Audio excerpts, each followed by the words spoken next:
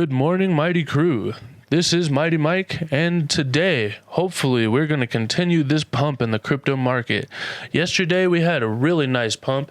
As you could see, Bitcoin had a pump of about 6%, and it went on after closing the daily candle to make another 6%, with a total pump of about 12% over the past 24 hours or so. As a matter of fact, in the past roughly a week, we are up 26.9%. And that is beautiful, guys. This is what we've been waiting for, and this is a dream finally coming true. After such a long and grinding bear market, it looks like we might finally be entering a new bull market. I've been talking about in some of my previous videos how we need to get over this 200-day moving average, and we did finally get above it, actually closing the day above it yesterday. However, I think that we need to at least start and finish a whole day above it before I'm fully confident, and even then I'm going to be kind of skeptical, and it's going to feel weird because, of course, it's been really stupid to be bullish recently, so it's just going to take some time to get used to being bullish again. However, like I was saying previously, it does look like this is the most significant bottom signal that we could really hope for, with this bullish divergence here on the RSI, on the daily, and especially on the weekly chart over here as well. And that being at the perfect bottom of this downward wedge, which has a 10% failure rate and a price target of the top of the wedge. And this is also perfectly coinciding with this upward trend line that we've been playing around with since at least 2017. Usually at the beginning of a new bull market, Bitcoin will actually just kind of take off ahead of everything else, and it'll increase its dominance before alt season starts. So I think that the whole market is kind of going to be looking at Bitcoin to see if it's going to continue this run. But as long as Bitcoin doesn't get totally rejected and plummet down back to earth, I think Dogecoin is in a really good situation, because we did break out of this downward wedge right here a month ago or something like that. Or actually a couple months ago, it looks like. And as long as Dogecoin can actually also stay above this 200-day moving average, and Bitcoin continues its bull market run situation that it's got going on right now, I think that Dogecoin also has some pretty significant gains ahead of it. Speaking of Dogecoin, a lot of people have been wondering what's going on with that Doge-1 mission. Elon Musk did say that he was going to send an actual literal Dogecoin to the literal moon at some point last year, but he never got around to it. He had a deal with this Geometric Space Corporation in order to send a Doge-1 satellite to the moon, and it was going to be paid for in Dogecoin. But if you scroll down here, you can see that they've actually been scrubbing some of their launches, it looks like. Previously, they had already had all of these kind of scheduled. They didn't have the launch dates ready for Firefly Alpha or Doge-1, but they did have Geometric 1, and I think it was supposed to be in like June of last year, but obviously it never was launched. And I think that these two probably have to happen before Doge-1 gets off the ground. Either way, even if they did go with Doge-1 first, it still says to be determined over here on the launch date, and I just don't think it's going to be happening anytime soon. As a matter of fact, it might not happen ever, and that's kind of the idea that I'm going with until I hear something different, probably out of at least Elon Musk's mouth or somebody really important. There's always going to be Dogecoin YouTubers that are trying to get clicks, and they're going to say that there's a new update on the Dogecoin launch, but until I hear it straight from the horse's mouth, or if I see some of the actual data here on the company's website that's actually supposed to be sending this thing to the moon, I think I'm going to remain skeptical, and I don't really expect this thing to be launching anytime soon until that happens. In other Dogecoin news, here we have the Dogecoin Foundation's website, and they've actually been kind of updating this thing a lot recently. I mean, not this year yet, but last year in December, they put a couple of posts here on the blogs. I did cover the roadmap, or the trail map as they say, and covered about how they might be switching to proof of stake here at some point, but I don't necessarily know if that's the right thing for the Dogecoin community or for the Dogecoin project. I think being proof of work, while it is more energy intensive and people are going to definitely talk trash, I think it's something to consider as a strength, because the SEC has said that Bitcoin is not a security and it is a commodity, and I think it's mostly because of the proof of work system. I think that if Dogecoin, since it has been following Bitcoin's code, basically, if it continues on this path, then it could find some favor with the SEC and kind of slip through the regulatory radar. But if we switch to proof of stake, then we're kind of going to be just like every other cryptocurrency, and it's going to be a lot harder to stand out. Let me know in the comments if you want me to go in more detail about that subject in another video. On December 20th, Fantumi, which I've never actually heard of, had a couple of questions that I think are really relevant to the Dogecoin community here. Then Timothy Stebbing came on to the Dogecoin Foundation website and wrote a whole article about it, answering some of those questions. Here's the questions in question. It says, who are the directors of the Dogecoin Foundation? Who takes the most important decisions? This is really important to me because if you have looked at the Dogecoin Foundation's website, they say that Vitalik Buterin and Elon Musk are both advisors, but you can't really tell who's actually making the decisions and what is actually going to become of the Dogecoin project. It says, is there any tip jar problem? Is it solved? Dogecoin has traditionally been used mostly for tipping, and if there is a problem with the tip jar, then that kind of makes a problem with the whole project. So it would be nice to see if that is solved. Does Vitalik send any money to the Dogecoin Foundation, and if so, how much? Is this money aimed exclusively to pay Dogecoin Foundation members? Or is it also aimed to reward all sheeps doing good things that contribute in global adoption to and technical improvement of Dogecoin, i.e. devs, communication through memes, art, awareness, and publications, etc. Also, what are the real contributions made by the Dogecoin Foundation since it exists? What are the concrete goals of the Dogecoin Foundation, and how will that help Dogecoin? And when are they expected to be ready? What are the connections between the Dogecoin Foundation and the World Economic Forum? This is actually a really important question that a lot of people in this community might want some answers to. After all, Dogecoin's motto is do only good every day, and the WEF is one of the most evil corporations or organizations in the world. Are there any big influencers, donators, public and private companies linked to the Dogecoin Foundation and what they do and why? Finally, are there any big influencers, donators, public and private companies linked to the Dogecoin Foundation and what do they do and why? Thanks a lot. This is good for Doge fam, and we need to be united and work all together and make the world a better place. I definitely agree with this sentiment, and there was actually a lot of really good questions in there. So who are the directors of the Dogecoin Foundation, and who does take the important decisions? Well, that's a great question, Timothy Stebbing says, and it's not as straightforward as it sounds. Because directors and board are technically slightly different, let me explain. There's actually no such thing as a multinational organization because every legally recognized nonprofit company, foundation, etc. has to exist.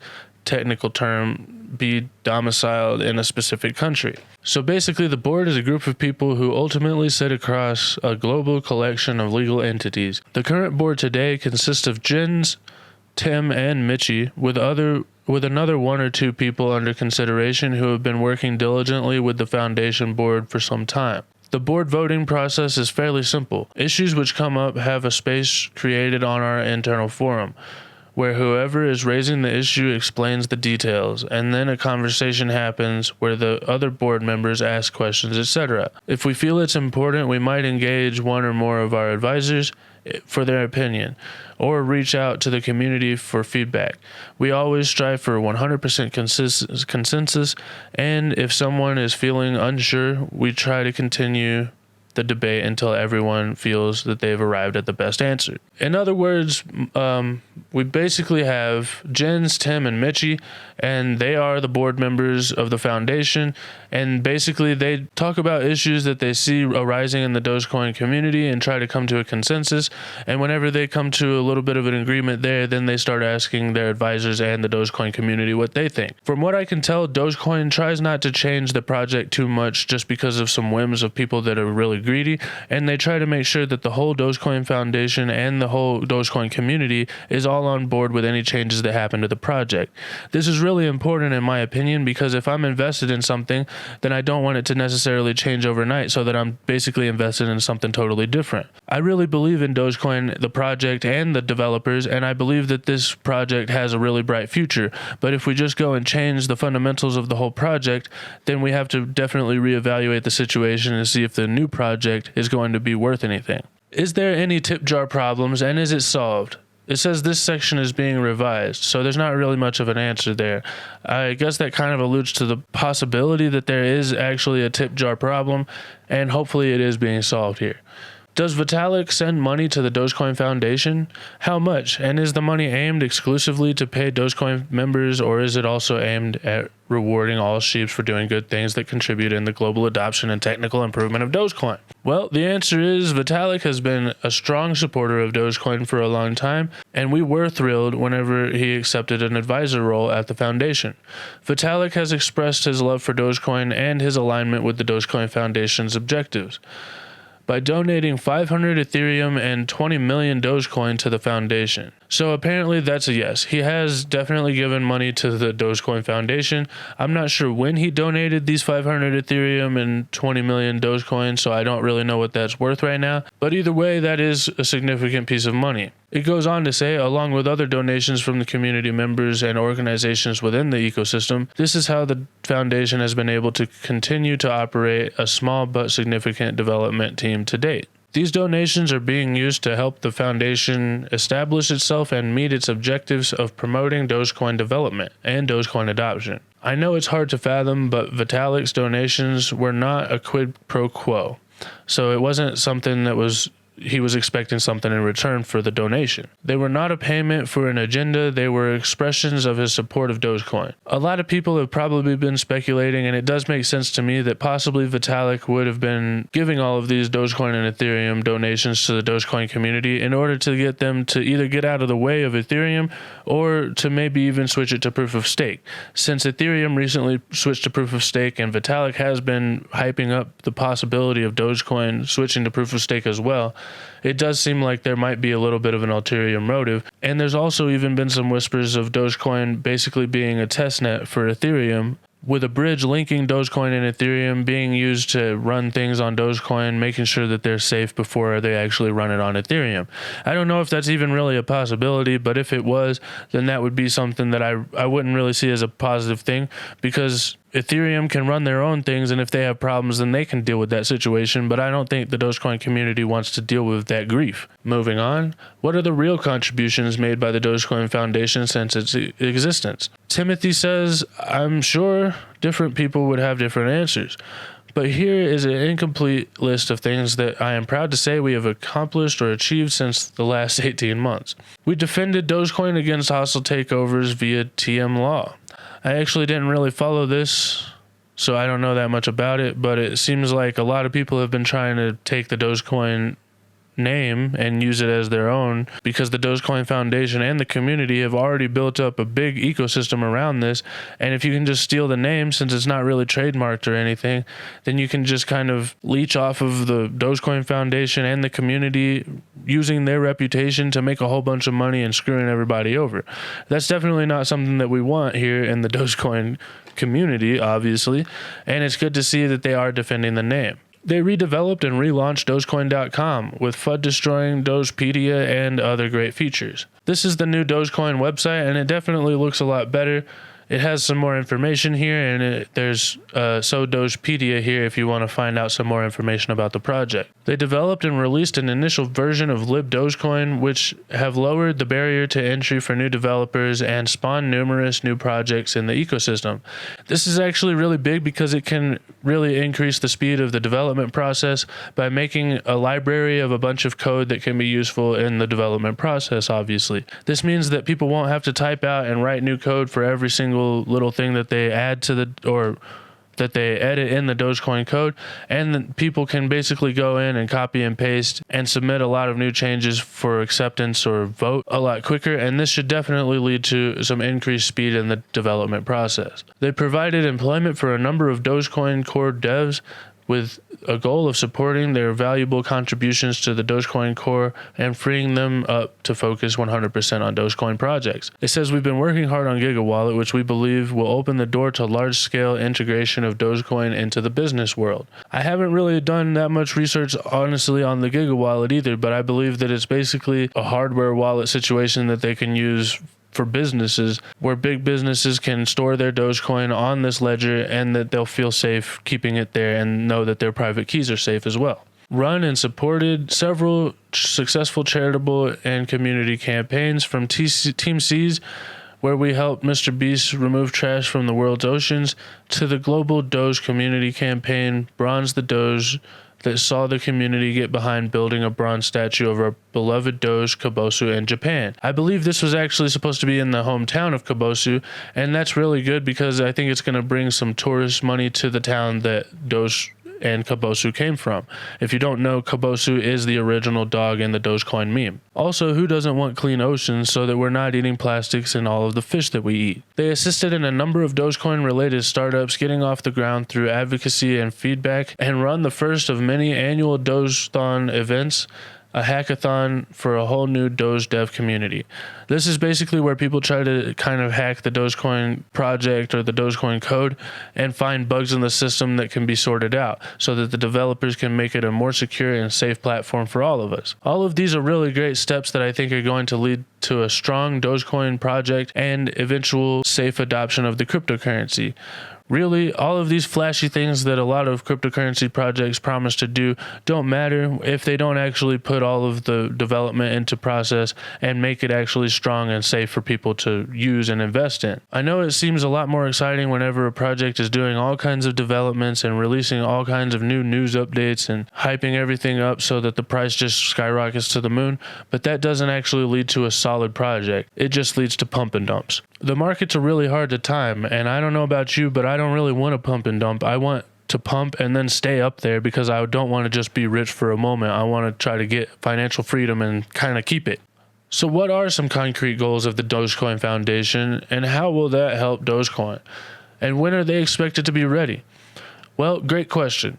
Whilst I think we've explained these things across our blog through AMAs on YouTube and other places, it's a good opportunity to bring those together here. It says their goals are to protect a robust future of Dogecoin as a currency for humanity via promoting a strong and diverse decentralized developer community with mechanisms for attaining consensus and working collaboratively for the benefit of all humanity in a safe and inclusive environment that maximizes the potential for all contributors. Promoting adoption of Dogecoin as real, useful, decentralized currency, and promoting the community ethos of do only good every day. These are actually really important because we do want it to continue to be a good community of sheebs that do only good every day. And of course, we need promotion and adoption of Dogecoin so that the price can go up. But in my opinion, the first one is actually probably the most important because we do want this thing to continue to be decentralized, and we don't want one central community or group of people or even one guy to have as much control over Dogecoin as the Fed has over the US dollar. Essentially, we don't want things to continue to change, and we want this to be a project that is strong in its fundamentals and is going to continue to be the thing that we all know that we're investing in. If Dogecoin becomes too centralized like other projects, including Solana, then it's going to be in danger of significant drops and volatility that we don't really want. And the more centralized it becomes, the more it becomes vulnerable to attacks and manipulation by project developers, centralized communities, or even the government. Cryptocurrency is supposed to set us all free, and if Dogecoin is going to be a part of that future, then we definitely need to remain decentralized so that the Dogecoin community ultimately has the power over the project. What are the connections between the Dogecoin Foundation and the WEF, or the World Economic Forum? The Dogecoin Foundation has no connection to the World Economic Forum. They have never reached out to us, and we have never approached them. This question comes from speculation within the community that Jens, who once was affiliated with them during his time in the educational youth group, must be promoting their agenda with the foundation. It's good to hear that they say that they have no connections with the World Economic Forum, but honestly, that seems like it's something that someone evil would say that might actually work for the World Economic Forum. I don't think that it is something that they're doing, but with Jens being someone who previously worked with the WEF, I think this is something we need to be skeptical of, and we definitely need to pay attention to. If the World Economic Forum starts to have control over the Dogecoin community, then honestly, I'm out, because the WEF is not what Dogecoin stands for, and it's not what I stand for either. Are there any big influencers, donators, or public and private companies linked with the Dogecoin Foundation? There is no formal link between anyone and the Dogecoin Foundation. There are no contracts, no obligations, and no agreements that say we must promote any person, idea, or company. As per our stated goals, the Foundation believes that its job is to responsibly promote anyone we see actively contributing to the success of Dogecoin. And to this end, we have held up some people doing great things for Dogecoin and done what we can to encourage them and offered assistance we can for the mutual benefit of the whole community. I'm not really sure who they're talking about that they've given encouragement to or whatever and offered any assistance they can to in the Dogecoin Foundation or community. As you know, if you've watched my videos for a long time, some of the top Dogecoin influencers that I've made videos about in the past don't deserve any of this encouragement or assistance. And I would actually like to see the Dogecoin Foundation contributing to people who are actually trying to educate the community about Dogecoin. I'm definitely not talking about myself because I'm not asking for any handouts. But there are some people in the Dogecoin community that don't get any respect, it seems like, and they probably deserve some more recognition for actually trying to educate the Dogecoin community instead of just hyping them up for the next pump and dump. But I digress. It says we strongly believe that Dogecoin needs commercial adoption to succeed as a global currency. A currency is only useful as it's being used to transact. Dogecoin is not a store of value or an investment vehicle, and it has never been promoted that way by the creators, core maintainers, or the foundation. For this reason, the foundation will engage in pointing out companies doing good things for Dogecoin entirely for our own volition, meaning none of these interactions with companies have been pay-for-play or transactional. This is actually what I would prefer to see them spending money on, is adoption, because the more companies that actually accept Dogecoin and they're doing good every day, the more people that are going to be trying to get into the Dogecoin community and use Dogecoin at these locations. This, in my opinion, is definitely more important than paying people like influencers, because influencers come and go, but actual adoption is what we all want. In 2021, there was speculation that there was going to be Dogecoin adoption on Verifone, which is those credit card scanners that you use every time you go to the grocery store or a gas station or something. And that I thought was going to actually launch Dogecoin all the way up past $1. But I don't know what happened to that situation. It seems like it's been put on hold or something.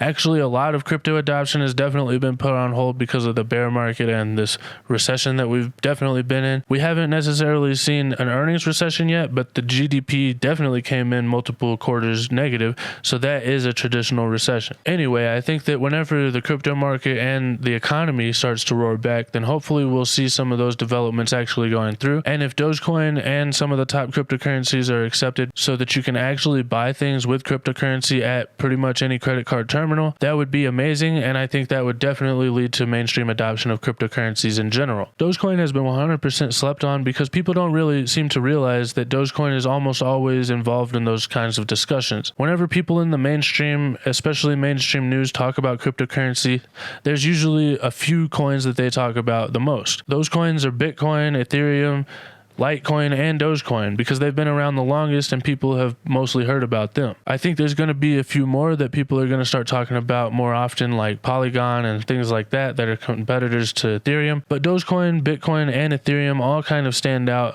on their own, and they kind of have their own situation going on. So I think that they're going to be some of the best investments, as the rest of them are basically just wannabes. It's great to see that the Dogecoin Foundation has continued to work on some of these issues that the community cares about throughout the bear market, and I really can't wait to see their announcements of some of the things that they've come up with to further drive adoption and development of the Dogecoin project over the bear market. Just like some of these projects and developments have been put on hold over the bear market, I think a lot of the announcements have also been put on hold, and whenever we do finally see and people start to accept that the Bitcoin and cryptocurrency bull market is back on, then a lot of the developments will be back on, and we'll start to see the announcements coming back out. In the meantime, I'm going to continue to do what I've been doing throughout this whole bear market, and I'm going to continue dollar cost averaging, because like I've been saying, I know this thing is going to come back, and this bear market is going to represent the best opportunity for life-changing wealth that we've all seen in all of our lifetime. Let me know what you guys think in the comments. Is the Bitcoin and cryptocurrency bull market back on? And if so, is Dogecoin going to be a part of it and go back to the moon? Either way, thank you guys so much for watching, and let me know if I got these audio issues figured out, because apparently some people were having some bad audio on different devices, but not others. Anyway, I want this video and audio quality to be as silky smooth and perfect as it can possibly be for you guys, so let me know what's happening in the comments. Thank you guys so much for your help. I hope you have a wonderful day, and don't forget to hit that like button. I'll see you guys next time. Bye. Thanks for watching. If you liked the video, please give it a thumbs up and subscribe to my channel. And check out this video right here. I have a lot more content coming your way, and I don't want you to miss out. If you have any questions or comments, I would love to hear them in the comments section below. Also, please consider sharing this video with your friends and followers on social media. Every share helps me reach more people, and I'm grateful for your support. I hope you have a wonderful day, and I'll see you guys next time. Bye.